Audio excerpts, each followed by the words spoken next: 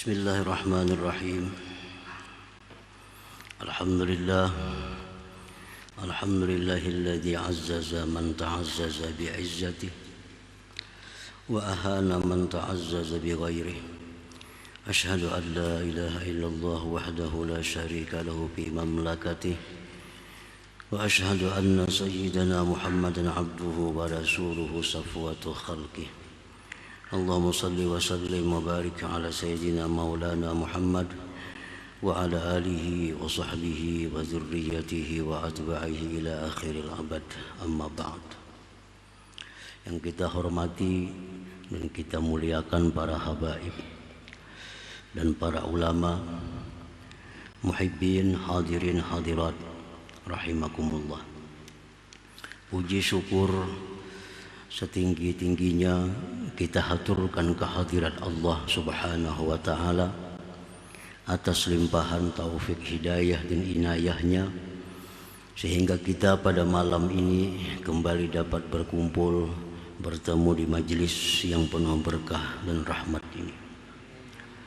Salawat dan salam kita haturkan selalu keharibaan junjungan kita Nabi besar Muhammad sallallahu alaihi wasallam dan seluruh keluarga, sahabat, zuriat dan pengikut beliau ila yaumil qiyamah.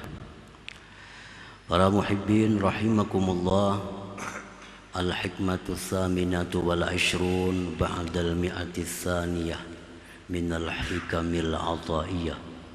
Qala al-imam Ahmad ibnu Athaillah as-Sakandari rahimahullah wa nafa'ana bi 'ulumihi wa asrarihi. Hikmah yang ke-228 dari Al-Hikamil Athaiyah. Berkata Imam Ahmad ibnu Athaillah as-Sakandari rahimahullah, in raggabatkal bidayatu zahadatkan nihayat, in da'aka ilaiha zahir nahaka anha batin. Artinya, jika menggemarkan akan engkau oleh permulaan-permulaan, maka tiada menggemarkan akan engkau oleh kesudahan-kesudahan. Jika mengajak akan engkau kepadanya oleh yang zahir, maka mencegah akan engkau daripadanya oleh yang batin. Itulah terjemah hikmah yang 228. Maksudnya adalah, in raggabatka bi hadhil wilayati allati la tadum bidayatuha. Apabila menggemarkan akan engkau pada ini wilayah, pada ini kekuasaan yang tidak kekal oleh permulaan-permulaan kekuasaan itu. Apabila menggiurkan akan engkau oleh kekuasaan yang tidak kekal permulaannya. Permulaan kekuasaan itu sangat menggiurkan. Kata azimin nasilaka, seperti memuliakannya manusia kepada engkau, seperti mengagungkannya manusia kepada engkau. Kalau kita punya wilayah, kita punya kekuasaan, maka manusia akan mengagungkan kita, akan memuliakan kita, menghormati kita. Wa nubudhi awamirik, dan lulusnya perintah-perintah engkau. Kalau kita punya kekuasaan, perintah kita lulus. Jadi kita laksanakan ini, dilaksanakan orang. Jadi kita bangun ini, dibangun orang. Jadi kita rubuh ini, dirubuh orang. Wa tayassuri ma'asyik, dan mudahnya kehidupan engkau. Kita punya kekuasaan. Nak makan ini ada, Anak minum ini ada. Anak berpakaian ini ada. Anak berkendaraan ini ada. Nah itu sesuatu yang menggiurkan. Sesuatu yang menggemarkan. Dan itu berada dalam sesuatu yang namanya wilayah kekuasaan. Jadi kekuasaan itu zahirnya atau permulaannya itu menggiurkan. Zahadatka nihayatuha, tidaklah menggiurkan akan engkau kesudahan-kesudahannya. Nah, jadi kekuasaan itu awalnya menggiurkan, akhirnya menyedihkan. Zahirnya menggiurkan, tapi batinnya menyedihkan. Para muhibbin rahimakumullah. Zahadatka nihayatuha, maka tidaklah menggiurkan akan engkau kesudahan-kesudahannya itu kekuasaan. Apa kesudahan kekuasaan itu? Kafaqdi tilkal wilayah, seperti hilangnya itu kekuasaan. Kekuasaan ini pasti hilang. Pasti hilang. Imma bil azal, ada kalanya dengan berhenti atau diberhentikan, au bil maut, atau dengan kematian. Wal huzni ala firaqiha, dan sedih berpisah kekuasaan. Sedih. Wa syiddatil mas'uliyah bil akhirah, dan sangat bertanggung jawab di akhirat kelak terhadap kekuasaannya itu. Nah, para muhibbin rahimakumullah. Jadi artinya bahwa wilayah yang namanya kekuasaan itu zahirnya memang menggiurkan kita. Karena banyak kemudahan-kemudahan yang kita dapat, kesenangan-kesenangan yang kita peroleh. Tetapi pada batinnya kekuasaan itu adalah tidak menggiurkan. Karena bagaimanapun kekuasaan itu akan berakhir dan akan sedih karena berakhirnya kekuasaan, dan di akhirat kelak akan mempertanggungjawabkan di hadapan Allah Subhanahu wa ta'ala.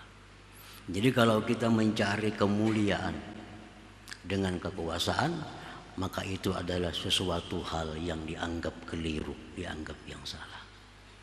Kita hendak jadi orang mulia dengan kekuasaan, itu adalah sesuatu yang keliru. Karena kekuasaan itu akan berakhir, maka kemuliaan kita pun ikut berakhir juga. Para muhibbin rahimakumullah. Qala Rasulullah sallallahu alaihi wasallam, innakum satahrisuna 'alal imarah wa satakunu nadamatan yaumal qiyamah.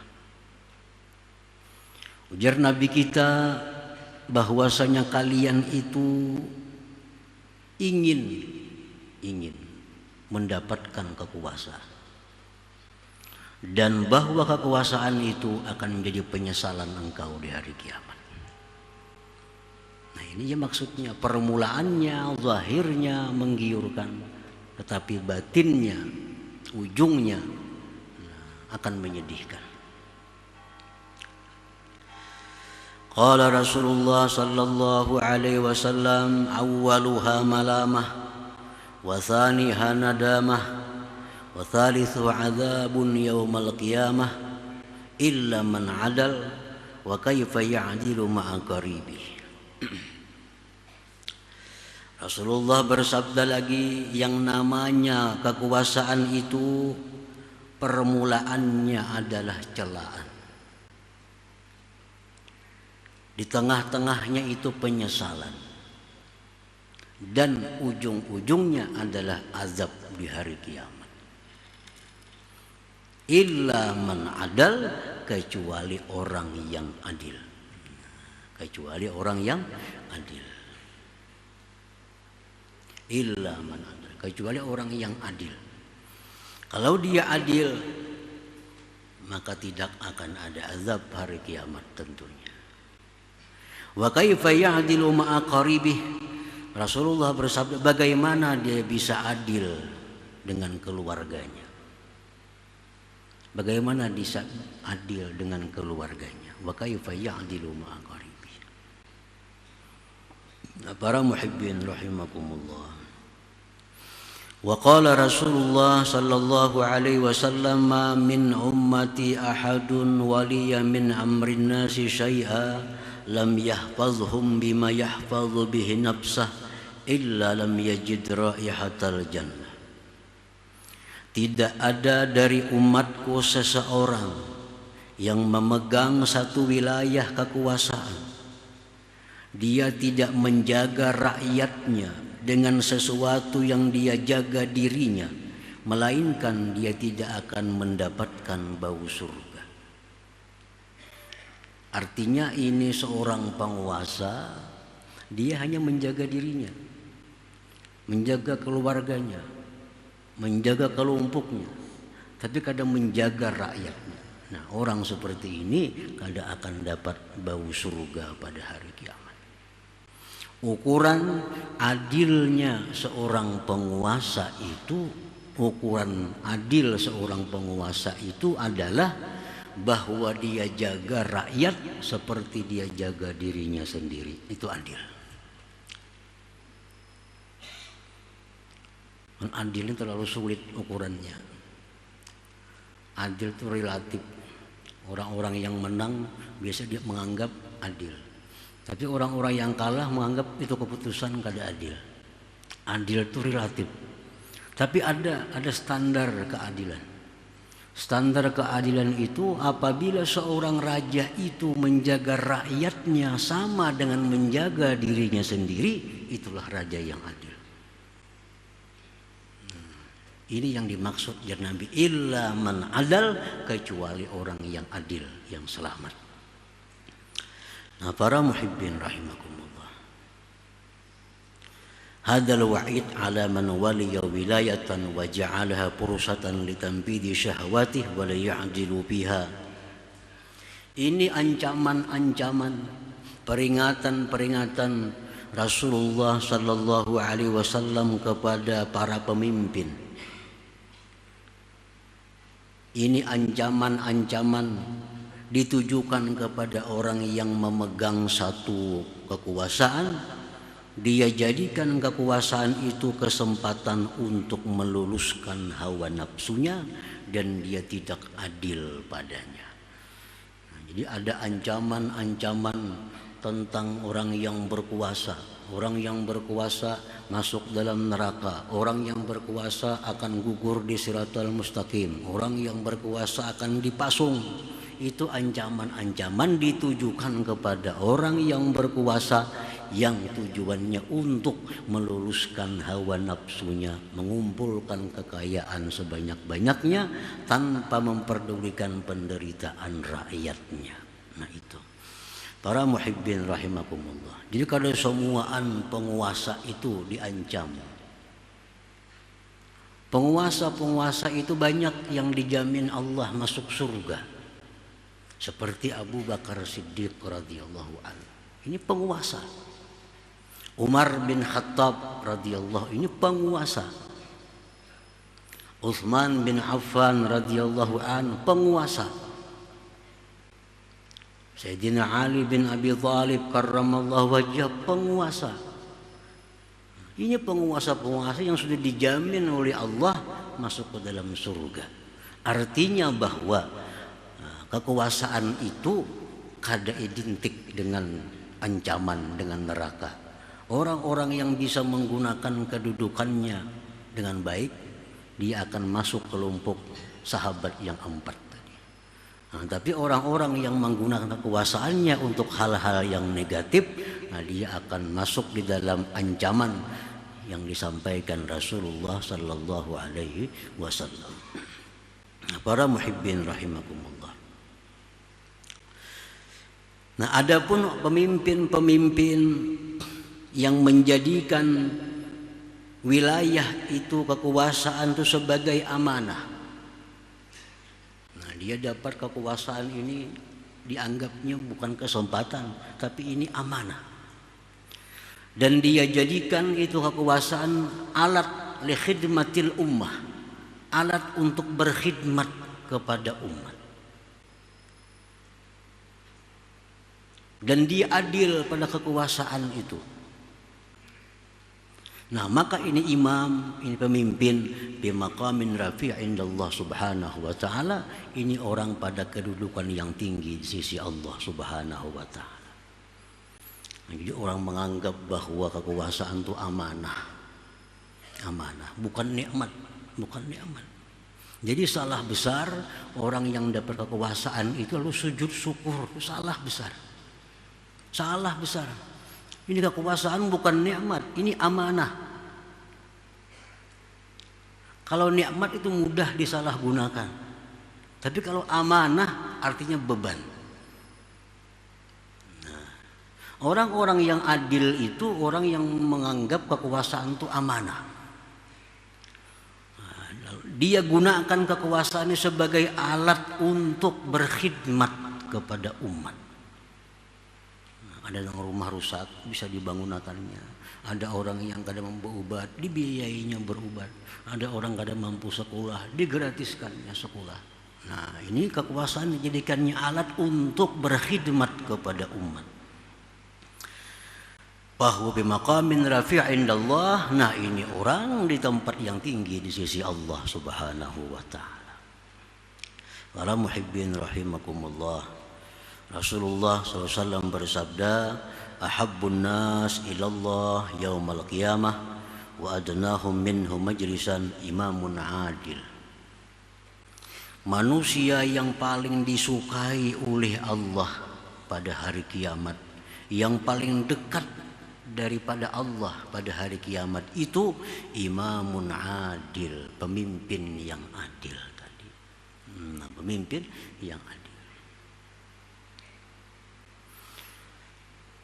Wa qala Rasulullah sallallahu alaihi wasallam, yaumun min imamin adil afdalu min ibadati sittina sana.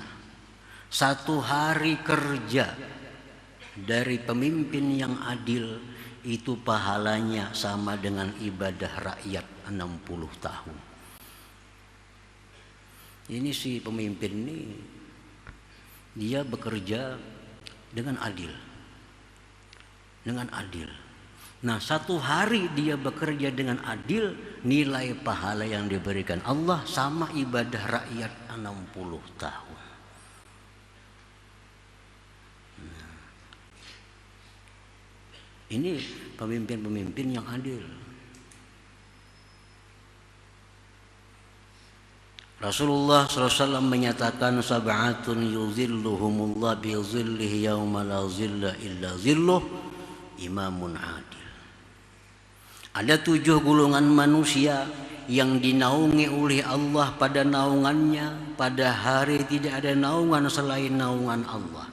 7 kelompok manusia yang di padang mahsyar itu dapat naungan khusus dari Allah. Yang pertama, imamun adil, pemimpin yang adil itu. Nah, para muhibbin rahimakumullah. Nah, jadi artinya bahwa kalau kita hendak mulia, jangan mencari kemuliaan itu dengan memimpin suatu wilayah. Kalau kita hendak jadi orang mulia, janganlah kita dapat kemuliaan itu dengan sebab kita berkuasa. Karena itu akan berakhir. Bila itu berakhir, mulia kita pun berakhir juga.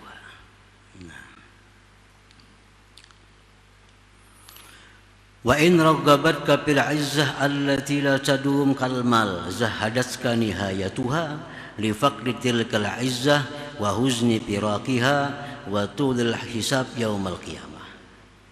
Apabila menggemarkan akan engkau pada kemuliaan yang tidak kekal seperti harta.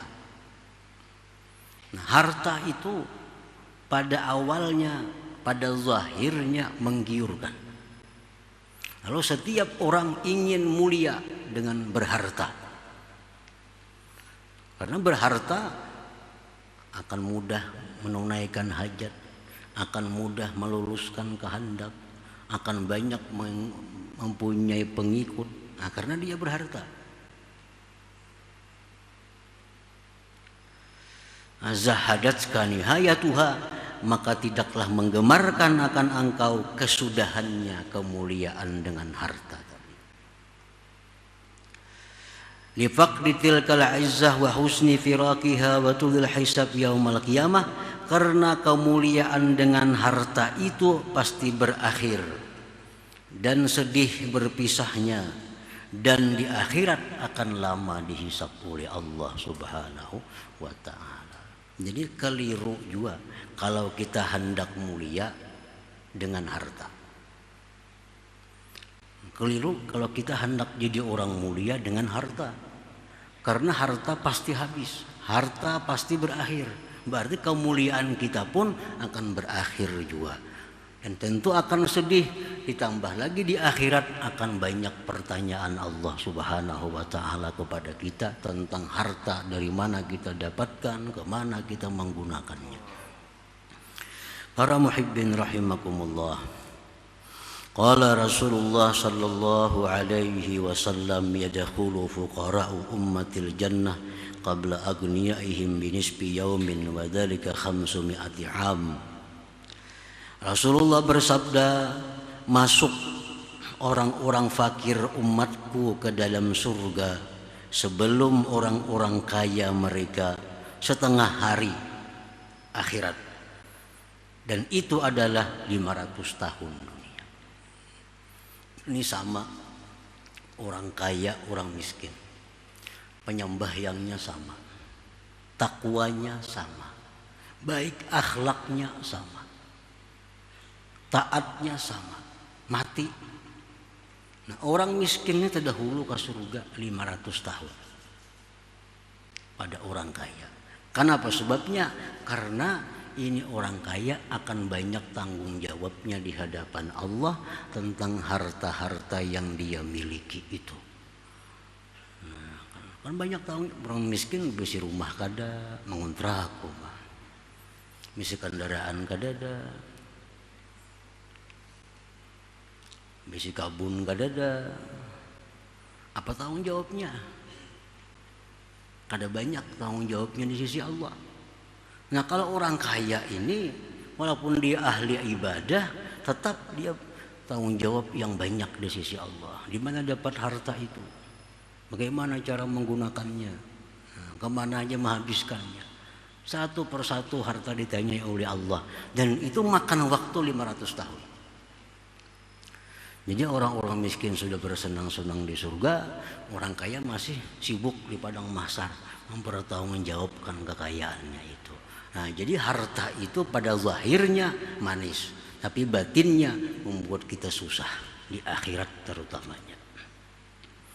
Para muhibbin rahimakumullah, ta'azzaz ayyuhal murid bi'izzatin la tafna wa hiya izzatu ma'rifatillahi ta'ala. Carilah kemuliaan itu wahai murid dengan kemuliaan yang tidak fana, yaitu kemuliaan dengan ma'rifat kepada Allah Subhanahu wa ta'ala. Inilah sebaik-baik kemuliaan yang kita cari. Hendaknya diri kita ini mulia bukan karena berkuasa. Diri kita mulia bukan karena punya harta. Diri kita mulia bukan karena sanak keluarga. Diri kita mulia bukan karena kawan. Nah, diri kita mulia semata-mata karena kita mulia, karena kita punya ma'rifat kepada Allah Subhanahu wa ta'ala. Inilah kemuliaan yang hakiki, yang sebenarnya. Izzatun fid dunya wa izzatun til akhirah. Di dunia dia mulia, di akhirat lebih mulia lagi. Izzatun indal khalqi, di sisi makhluk dia mulia. Izzatun indallahi ta'ala, mulia lagi di sisi Allah Subhanahu wa ta'ala. Nah, itulah kemuliaan yang mesti kita cari. Itulah kemuliaan yang mesti kita miliki, yaitu kita menjadi orang mulia dengan sebab kita ma'rifat kepada Allah Subhanahu wa ta'ala. Nah, para muhibbin rahimakumullah, selanjutnya hikmah yang ke-229 insyaallah. La hadratin Nabi sallallahu alaihi wasallam al-Fatihah. Ya kana Abu Muslim